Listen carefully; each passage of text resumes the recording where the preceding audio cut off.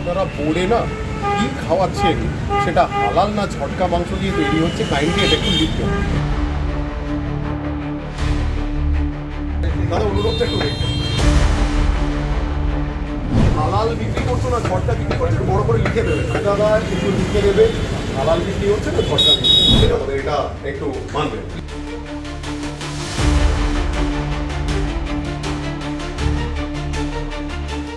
দোকানে হালাল না ঝটকা বোর্ডের দাবিতে প্রচারে ধর্মচক্র।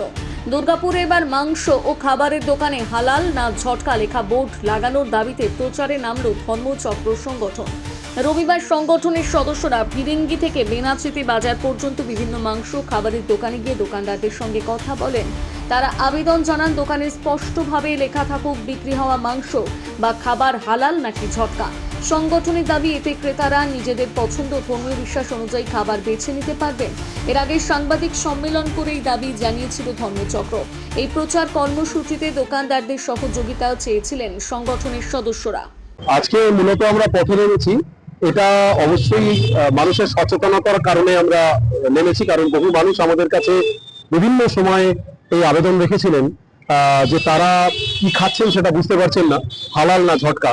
সুতরাং আমরা বিভিন্ন মাংসের দোকান, বিভিন্ন ইটারি, প্রত্যেকটা জায়গায় ফুড জয়েন্টে আমরা গিয়ে রিকোয়েস্ট করেছি যে তারা যেটা সার্ভ করছেন, ডেলিভার করছেন, সেটা হালাল না ঝটকা সেটা যেন স্পষ্টতর বোর্ডে লেখা থাকে, প্রোপ্রাইটারের নাম যেন স্পষ্টতর বোর্ডে লেখা থাকে। কারণ এই ধরনের জিনিস যদি চলতে থাকে, মানুষ কিন্তু মূলত সাধারণ মানুষ তারা কিন্তু বুঝতে পারছেন না যে তারা কি খাচ্ছেন, সেটা হালাল না ঝটকা।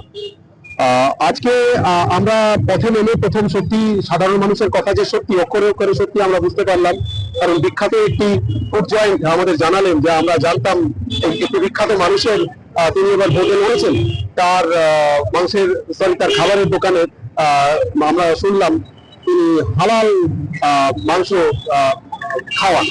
এটা মানুষ জানুন, বোর্ডে লেখা থাকুন, কে খাবেন কে খাবেন না এটা তার ব্যক্তিগত ব্যাপার, আমরা সেই জায়গায় যাচ্ছি না।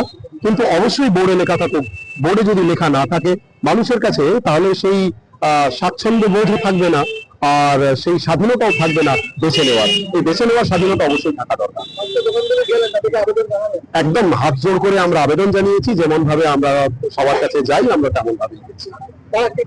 তারা সাড়া দিয়েছেন, খুব পজিটিভলি সাড়া দিয়েছেন, এবং তারা বলেছেন তারা অবশ্যই আমাদের কথা রাখবেন, এবং বিভিন্ন জায়গায় তারা আমাদেরকে যেটা বলেছেন যে কোনো চিন্তা নেই, কিছুদিনের মধ্যেই হালাল বা ঝটকা যেটা বিক্রি করা হয় সেটা স্পষ্টতর তারা লিখে ফেলবেন। আমরা তাদেরকে বলেছি আমরা অবশ্যই আবার আসবো এবং তাদের সঙ্গে দেখা করবো, তাদের অভাব অভিযোগ যা থাকবে অবশ্যই আমরা শুনবো। আরো ভালো ভালো খবর দেখতে সাবস্ক্রাইব করুন বাংলা হান্টের ইউটিউব চ্যানেল। বাংলা হান্টের আরো খবর দেখতে নজর রাখুন। বাংলা খবর মানেই বাংলা হান্ট।